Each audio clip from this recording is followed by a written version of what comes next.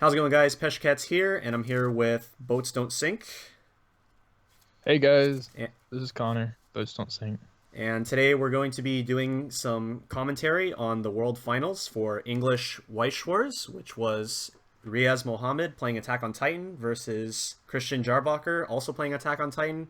Clearly, we're in a very AOT-centric metagame, and so we're going to be doing some commentary and analysis on the game and some of the plays that were made, giving some of our input on the plays that were made throughout the game. And so yeah, let's just get right into it. Do you have anything you want to say before we start taking a look at the video? Uh, no, I don't think so. Other than yes, we're definitely in a very AOT centric meta. Okay. I think it's one of the most important matchups to know right now. No matter what you're playing. So I think this will be good for Yeah. everyone. So just as a disclaimer for if anybody needs our experience as AOT players or against AOT. I personally hate AOT, but I played it in Japan Nationals in Rochester, and I got top 16 with that. And then Connor also plays a lot of AOT in English format. Yes. Yeah, I got second place at the Atlanta BCS for Autumn with Attack on Titan and also played it for JP Nationals. Did not get top 16, however. Okay, now I guess one quick thing before we start the video. Let's just talk about what are the goals or intricacies of the AOT mirror. So the AOT, the main, I guess, point of AOT that most people are probably familiar with is the Aaron level 1 combo. It is an on reverse combo that gives Aaron the ability to return himself to the owner's hand when he's attacked. And there's also the maneuver gear event, which allows you to move a character on your board. So both of those will allow you to dodge the opponent's characters reversing you, but his combo needs to reverse. So it's sort of the whole matchup is a fight of trying to get your reverses while dodging your opponents. Yeah. And you just have to make a lot of plays around preparing for that. Yeah, so we're going to be seeing a lot of plays that in a normal matchup would seem very awkward, but in the context of the matchup make much more sense. Right. So let's go ahead and begin. Right here off the start, we're going to be seeing probably both players are going to be hard mulliganing for the Wind Trigger Climax because that is a very important card that you want to have at level 1, obviously. The cards that players mainly want to look for to prepare for level 1 are copies of Aaron, copies of Maneuver Gear, and of course the Wind Climax. Right. Yeah, and that's one thing I see myself struggling with a lot is just trying to get that wind. I'm usually very conservative with my mulligans, which you can see both players here, mulliganing 4 and 5, are not going for that. Mm-hmm. So actually, the first point that I wanted to bring up here, this seems like kind of a minor thing, but I think it is actually a valid point to make, is that here Christian has two characters. He has his Armin runner, which you put in the center, and he has a Mikasa runner that he put on the side. And I feel like the attack order is quite important here. If he attacks with the Mikasa first, and then the Armin, and let's say he inflicted 4 total damage to Riaz, then that allows Riaz on the following turn to, or it allows Riaz to not decide to put the Armin into stock with the stock suicider effect, so that he can leave it on the field, clock, and then play Krista, potentially hit level 1, and then get a free reverse off of the Armin in the center lane. So I feel like that is a good choice made by Christian to attack with the Armin first, and then force Riaz to make the decision on the spot. Yes. And you'll see that the level 0 is a lot of just playing to clear your own board of everything except runners so that you can dodge errands. Mm-hmm. So by doing this, he allows his field to only have the Mikasa runner. So in the event that Riaz is able to make it all the way to level 1 on his next turn, he has a Mikasa runner, which has a much easier time of dodging Aaron climax combo. Yes. So here, Riaz is going to play a Stock Suicider, and he just has a whole bunch of climaxes in his hand. Obviously, Christian's going to want to get out of the way there to preserve his card. Yep. Okay, so Christian draws the Wind, so he is hypothetically all set for his level 1 game. He also gets an Aaron and a Maneuver Gear, so those 3 cards that he just got, like, the best possible 3-card draw that he could get. Yeah. So both players are now sitting on the Aaron and their Winds. Yeah, and then so yeah, by crashing the Aaron, like we said, you want to clear the board so that your opponent doesn't get a guaranteed reverse with their Aaron combo. Yep, absolutely. So Riaz finally going to level 1, with unfortunately no good reverse targets on board, since the runner is probably more than likely just going to be able to move out of the way.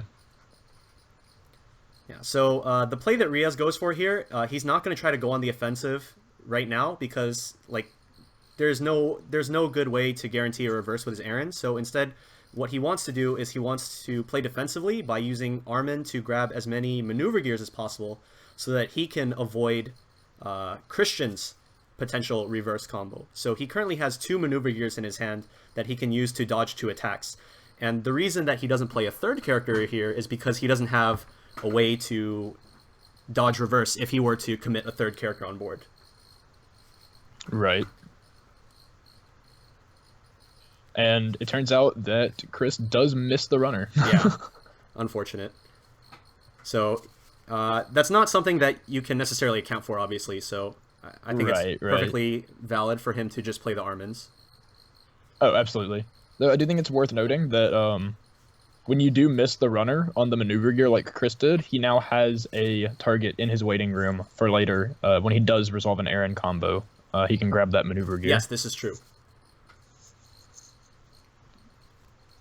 Okay, so Christian now going to level 1. As I said, it's extremely important for both players to have as many copies of the Maneuver Gear in their hand as possible, because it's highly likely in the mirror match, if both players are conserving the right cards, it's very possible for your offensive play to go wrong, and then you have no defensive option for the opponent's following turn. Right. And Chris right now knows that he knows Riaz has at least 1 Maneuver Gear because he saw him grab it off the Armin. So I assume he's playing the Aaron here just in hopes that he doesn't have the 2nd one. But since Chris does have enough of the Maneuver Gears in his own hand, it's not really an issue if he doesn't manage to get the reverse. Right. It's also quite important that you try not to use your Maneuver Gears to search on your own turn if you can. Like, even if you can grab, like, an Aaron or something like that to try to, like, play 2 Aarons and then get 1 reverse off, because it's more worth it in the mirror matchup to keep them for defense. Right. In a lot of other matchups, playing them offensively is probably correct, since you can get your Aarons and then grab them back. But in the mirror match, you typically just want to play it safe, like they're doing here, not attacking a whole lot. I think Chris does end up playing a 3rd character here. I think he actually just... I think here he tried to crash. He went straight to attack phase, not committing a 3rd character because he wants to conserve his defensive resources. Okay, yeah, there we go. Instead, he tries to go for a crash, and then Riaz is now going to use his Maneuver Gear. The important part here is not necessarily to keep his Armin on the field. That's not the idea behind using the Maneuver Gear. It's actually to keep Christian's Armins alive. So that he can reverse. So that he can get... Yeah. So as you can see, this matchup is just like a huge dance for the first couple levels of the game to see who can play a more ideal defensive position, or who can break that defensive position earlier. Yeah, and I think this is like a really good example of how that plays out, just with how many Maneuver Gears they've managed to draw each, even without their Aaron combos. Because a lot of times, if you'd see like one player draw a lot of Maneuver Gears but not the other player, it would eventually just end with someone getting all their Aarons off. Yeah. So here But this really shows all the decision making. so here he uses the maneuver gear just to send an Armin. He adds an Armin to hand and then immediately discards it because his hand is ideal and he doesn't really need any other cards to fix it. He's happy with the way his hand is right now, so he's just going to go ahead and take the Armin, put it in his hand, and then immediately discard it again. And so now Riaz has the opportunity to go on the offensive, but Christian is also prepared with maneuver gears of his own. And so it's very important that he only played 2 characters and left that open slot so that he can use his maneuver gears defensively in order to move his Armins out of the way now. Right, and you'll notice that they always try to leave at least one open slot on their board, not committing a full back row, so that they can move their characters somewhere with the gear. Mm-hmm.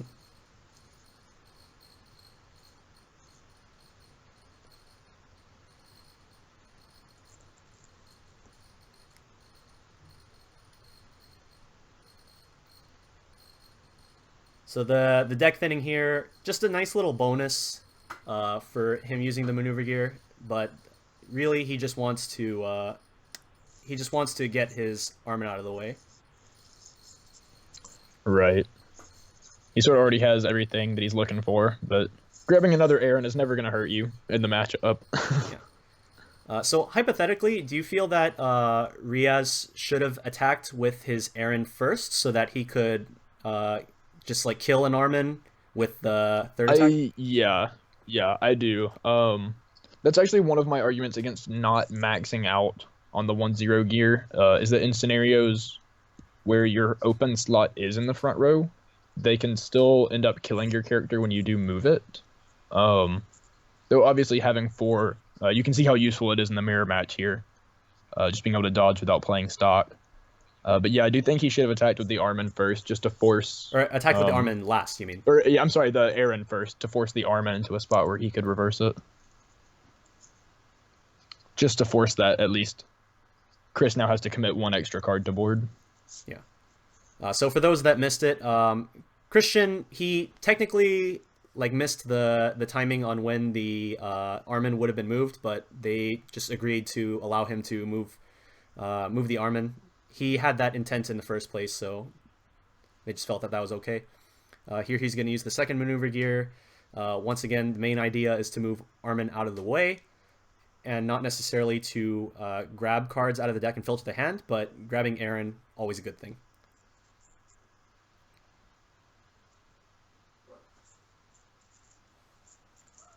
So this concludes Riaz's turn. Here, Christian has the opportunity to go on the offensive as well. I believe he has triple Aarons set up for his turn. And he's going to play over... I believe he's going to play over both Armins here so that he can leave the empty slot in the back row, just as we mentioned, so that he has a place to run to with his maneuver gears if Riaz can go on the offensive for another turn in a row. Yep. And you'll notice that since Riaz forced him to refresh on that last turn, just by pushing all the cards out of his deck, Chris now does not have a lot of maneuver gears in his waiting room to be able to grab with these errands, even if he does get the reverses. Right. So now here Riaz shows that he had a third maneuver gear in his hand, being able to move his Aaron out of the way. So he's going to deny Christian one of his reverses.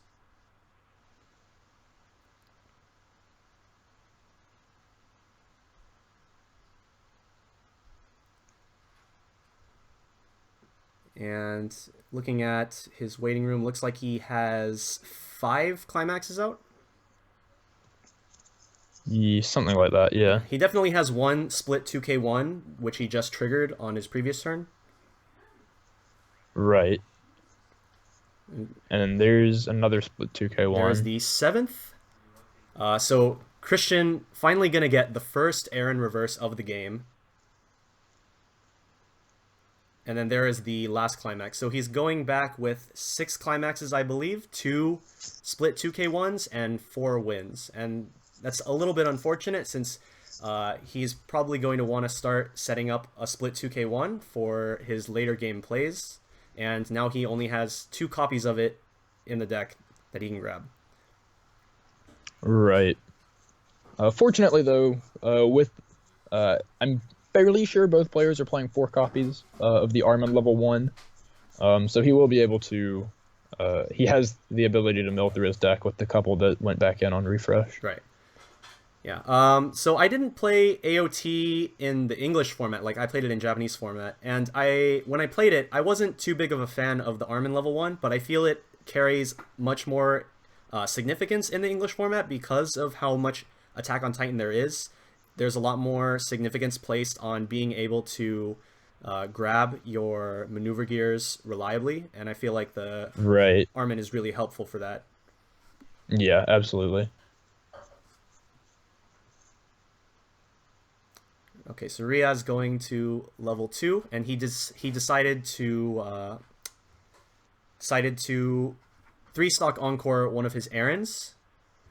He knows Yep. that Christian has one maneuver gear in his hand that he just salvaged, but the other 2 errands also have their bounce abilities online. So no matter what, there's no way that he's going to get a reverse here with an errand, even though he drew the wind trigger.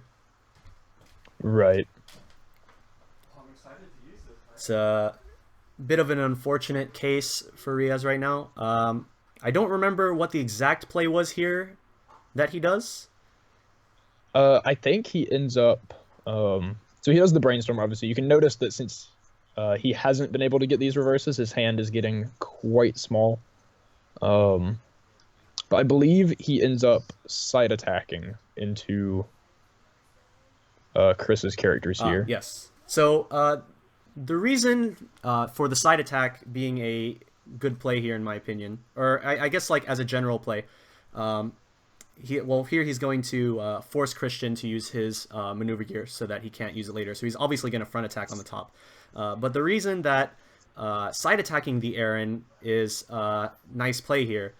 If you bounce the errands back to your hand using his climax combo ability, then you don't necessarily have to play him back out onto the board. You can use him and convert him into other resources, such as through clocking him or through using him as a discard for your maneuver gears. So by not bouncing him, he forces Christian to keep them on the field and not being able to convert them into other cards that might be better suited for that game state. Right, and what's actually important here, and the main reason I think he did it, both players are playing the Mikasa level 3 double rare from the second set that gets -1 level in your hand if you have the level 1 Aaron in your clock. And if Chris is able to put that on the board right now, Riaz has just about no way to deal with it. So he really wants those errands staying on board so that Chris can't clock them and get that level 3 Mikasa onto the field. Okay, so in Chris's hand, he has a maneuver gear and then a couple characters. I think we're hitting the point in the game where, like, the dance... usually by this point in the game, one player has capitalized on their opponent just not having enough ways to dodge the Aaron combo. So usually one player will be able to get a lead in that sense. But once you hit this point in the game, both players have kind of abandoned the concept of like that dancing around the Aaron combo. And now we see here Christian is starting to prepare for the late game by using his brainstorm to search a Mikasa 3-2. Right. So as you can see, even with a maneuver gear in hand, he's committing a full board. He's showing that he doesn't really care about the combos going off anymore. Yep, and there you can see that Mikasa level 3 that he just trigger checked.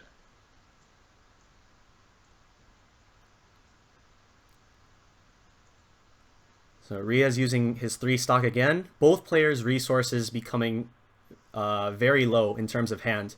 Riaz was previously far ahead in stock of Christian, but with things going a bit of a way in Christian's favor, we're seeing Riaz being forced to 3 stock his characters in order to maintain advantage.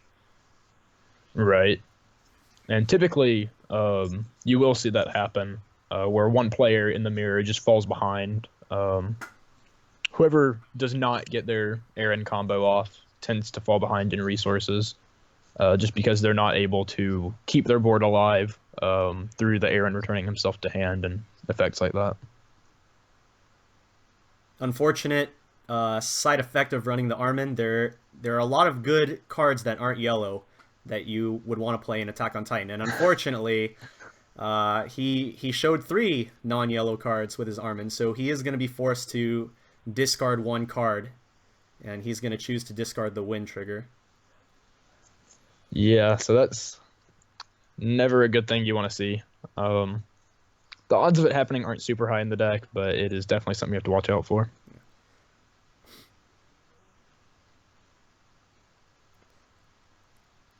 So the thing is that while Attack on Titan Mirror typically goes in a way, like I said earlier, the flow of the game, typically once you're hitting around this stage of the game, you stop caring about your opponent being able to reverse with their errands, but you do also have to be wary of your opponent's Mikasas, which has an on reverse burn 2 effect, in addition to its climax combo with a split 2k1 of on attack, you get to burn 1 for free.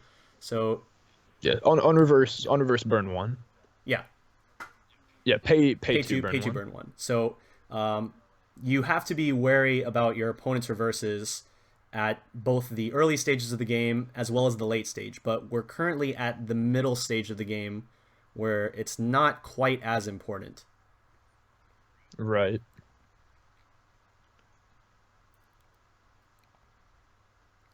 Okay, so... And I think I'm actually wondering here, I imagine Riaz's intent that turn was to play the wind trigger that he had in his hand to try to get a reverse with that Aaron he had on board. Probably. Okay, so Christian now hits 3. That's actually really good for him and really bad for him at the same time. His hand only contained 2 Mikasa level 3s and 2 maneuver gears, so cards that he wants to use offensively and defensively at level 3. And so by hitting the Brainstorm, he's able to search cards for him to play, but at the same time, he has significantly less climaxes remaining in his deck. Yeah, and I think this is where we sort of see the turning point into the final sort of stretch of the game here with that Brainstorm. You can tell both players' hands are already very sculpted for level 3. Like, so we saw Riaz's hand as well last turn was the 2 Mikasas and the wind. And suddenly there go a whole bunch of climaxes. So I believe he's out 6? Is he out 6? I know at least 5. I know he triggered. Okay, well now he's out at least 6. Now he's out at least 6. So but at least he got an. Okay, all right. I guess he's not playing that.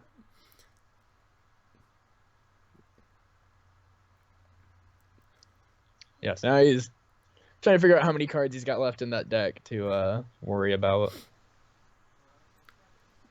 Now, at this point, there's a bit of a problem, a bit of a dilemma for Christian. He wants to be able to crash his characters in so that they can't get reversed by Mikasa, but at the same time, his deck is lacking so many climaxes that crashing these characters will result in Riaz being able to swing for more soul.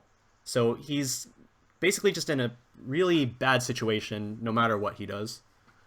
Right. And it looks like he's going to attempt to tie in the center with the Krista. That is 5k, right? Yes. Yes. Because Krista is 2/5 printed. Okay. I feel like I should know that for sure. But yeah, she's 2/5 printed. Okay. I feel so he could have made the same result in terms of like what gets kept on the field. He could have had the same result by putting Krista on the. Actually, no, he couldn't. If he put Krista on the top lane, then she would have only been right. 4K. He needed the extra 1,000 from the Brainstorm that gives power to front middle. Okay, yeah. So with this field setup, Christian's going to be able to kill 2 of Riaz's characters. He's going to be able to kill the Armin in the center as well as the Aaron on the top. Yep.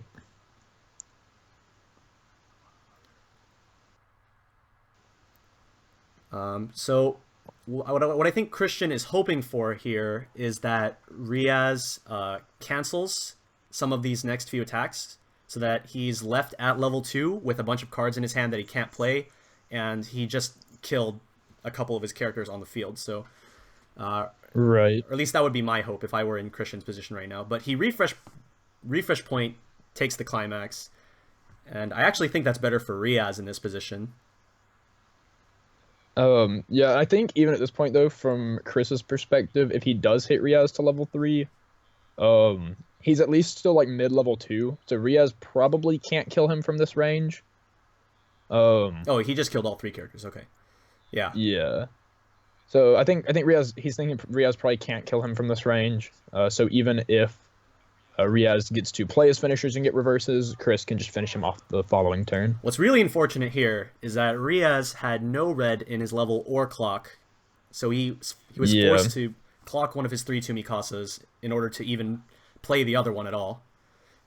Yeah, and if you were paying attention when he leveled up from 1 to 2, he also only had 7 yellow cards in his clock when he was going into level 2. So it's not that he just didn't choose to level red, he just has not actually had a red card in his clock this entire game. Yeah, they all showed up in his Armin. Yes. Feels pretty bad. Feels bad. Alright, so by playing the Armin, he's going to be able to get a +1 card, and I believe he just goes for the Mikasa, right? Oh, no, I think he grabs the wind here. I think his goal is to try to push damage on Christian's deck that just doesn't have many climaxes left in it. So here, this is one thing that interested me a lot. He has the Aaron Brainstorm in front of the Armin, and he ends up, I believe, switching the Armin assist with his Aaron Brainstorm, so that he kills all of Chris's characters.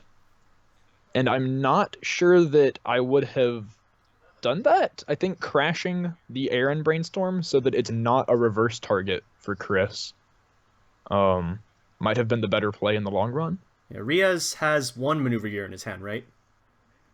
Right, I believe so. So if he had crashed his no, he doesn't actually. Oh no, he doesn't. Yeah. So he leaves 3 characters on board that are all reverse targets. And if he had crashed the Aaron, then that's 1 fewer reverse that Chris can get with Mikasa's. I believe at the current point in time, Riaz is only out 2 climaxes. I believe it's the win that he just played and the one he took his refresh. Right.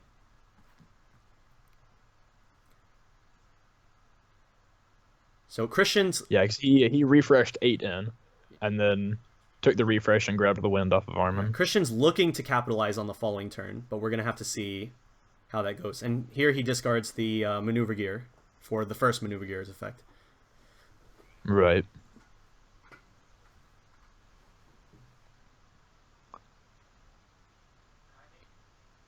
So what's funny here is if that 3 had stuck, I think Chris's deck is actually small enough that could have put him into a very lethal range if he didn't have a healer to get out of a refresh point there. Which I don't think he does. He ended up canceling. Does he? I actually haven't been taking a look at the whole list. Did he play Mikasa level 3? Oh, there is one. He plays 1 Mikasa level 3, but he plays 2 copies of the Krista level 3 that heals. Okay. So 3 potential cards for healing. Right. Do you happen to know how many healers Riaz was running in his build? I do not. I want to say it is also 3? Either 3 or 4. He definitely runs the Mikasa, because we saw it. Yes, and he does also play the change into the Mikasa field swap at 1 copy, which Chris does not play any of. Right. Instead, Christian decided to play the early play Mikasa. Right. Okay, so here we go. Christian going on the offensive here. He's got a lot of stock to make use of, so he's going to be playing his Mikasas. Trying to dig into that climax. He's trying to get that split 2k1 and draws 2 wins getting instead. all the wrong climaxes. Yeah. So he's now out 3 climaxes because he hit 1 on the Brainstorm and he's got 2 in his hand. And he's gonna play his Armin 3/2 to dig 5 more cards. And he sees another win. There's the. Yep. At this point, Christian knows he's gotta do it right now. It's make it or break it. Yep, because he is now he hit 1 on the brainstorm, drew 2, so it's 3, and he just revealed 2 more, so he is now 5 out. Yeah. And guaranteed, Riaz's entire field is gonna die. Like that 3K memory counter in his hand, that's not doing anything. Right. Which is why I think that crashing that brainstorm probably would have been the correct play to go for here. So Chris is going to grab a maneuver gear. Just on the off chance Riaz does live, he can use the maneuver gear to dodge a reverse coming up. Yeah, he had another So, good option in an Armin if he wanted to take the risk of milling further. right, to try to get closer to getting those climaxes back into his deck. So now we're gonna see the split 2K1. Did he use them on? See, I'm not actually sure where he put them here. He sort of gestures very quickly with his hands. So I'm not. I think one is on that top Mikasa there, Okay, so but first I'm we're gonna not see sure the where bird he for put one. the other one. Yeah, Right. of course. I So now we see that Riaz has a Mikasa in his clock and in his level zone. and then there's the last one. And there's the last one. And we get the pay 2 to burn 1. And on attack, we burn 1.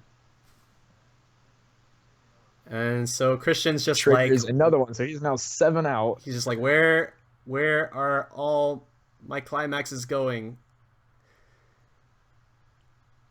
We burn 1 This is again. the last chance right here, and there's the cancel, and he's going to be 1 short. And so he's going for that last burn anyway, because it does put Riaz at 3-6, and his deck is rather small. If it were to hit. Right, so if it were to hit, it would put Riaz at 3-6 with a rather small deck, and he might not be able to heal out of it before he refreshes, before he kills Chris. So that was still a sort of win condition that Chris had, was if that 1 had stuck. I believe Riaz still had 1 more split 2K1 in his deck, and so if he were at 3-6, he would not be able to clock to try to get it. But he doesn't try to clock to get it anyway. Right, he's too low on his deck, and he didn't know, I guess, really what he was going to be drawing into there. But he does draw the healer, so he gets a little further out of range. Don't think that really matters too much at this point. It would have obviously mattered a lot had he gone to 3-6, but... Yeah, he definitely wants to move the Mikasa 3-2 to the bottom row, doesn't he? Yeah, because that's the one that does not have the Armin assist on it. Right, so... and he does end up doing that right here. Okay. Yeah, so but we those now are both know 9-5. Chris is 7 climaxes out, and Riaz only needs to stick 2 damage and force him to refresh. So he actually pretty much all of his attacks are lethal here. And I'm not sure what Chris was trying to read here, but probably the condition on power, I imagine, to see whether it was 2 characters or 3 characters that Riaz needed on board. Right. So with only 1 character in deck, 1 climax left in deck, this is actually guaranteed lethal for Riaz, 100% chance, because he has 2 swings of 2, Right. two swings of 1. Right. So no matter which one of those you take out of the equation, he's going to be able to stick 3 damage or more, no matter what, onto Christian, and the game is Right. won for Riaz. Yeah, and even if it is just the 2 instances of 1 that stick, the refresh that Chris is fairly close to will kill him anyway. Yeah. And so here, pay 2, burn 1 is going to finish it for Riaz. And there we have our English World Finals with our champion Riaz Mohammed and runner-up Christian Jahrbacher.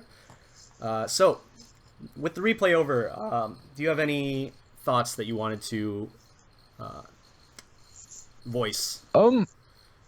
Not really. I think, like I said earlier, I think this game is just a really good example of all the just decision making that you have in the AOT mirror. With all the maneuver gears, they both got to showcase that really well. The only play that I ever really questioned, Aaron Brainstorm? was the Aaron Brainstorm not crashing it. Right. But yeah, I think just a great game to showcase what I think pretty much everyone considers the best deck in English right now. in the World Finals. Yeah, how many AOTs were there in the English tournament? So there were 10 AOT players out of 32. 10 out of 32. It's quite a lot. Yep. And then like 9 sword arts. There were 9 sword arts, which and someone actually brought this up. Japan has used a diversity rule in the past for some of their top cuts, where undefeateds make it in no matter what, and the X1 players will go into top cut with players who are playing series that haven't already cut, having priority. And someone brought that up, like, wow, there was like 3 out of the top 4 were AOT. Maybe they should have done that for English. But the actually only X1 player that was not on Attack on Titan did make cut anyway. So it was actually just Attack on Titan everywhere for the top tables. It turns out Attack on Titan is a good deck. Yeah. Yeah. So, okay. Well, I think that pretty much wraps up our commentary and analysis for the English Weiss Schwarz finals for 2017. So, thanks for coming on, Connor. Yeah, absolutely. Thanks for having me. All right. If you guys like what you saw, be sure to like and subscribe and all that good stuff. And also check out Connor's videos on Strictly Broken TCG. Strictly Broken. YouTube channel, where he does Connor's English Corner, where you guys can hear deck profiles and meta-analysis for the English format of Weiss Schwarz. Yep. And with that being said, thanks for watching, everybody. This has been Peshcats here with BoatsDontSink. and we will see you next time. Bye.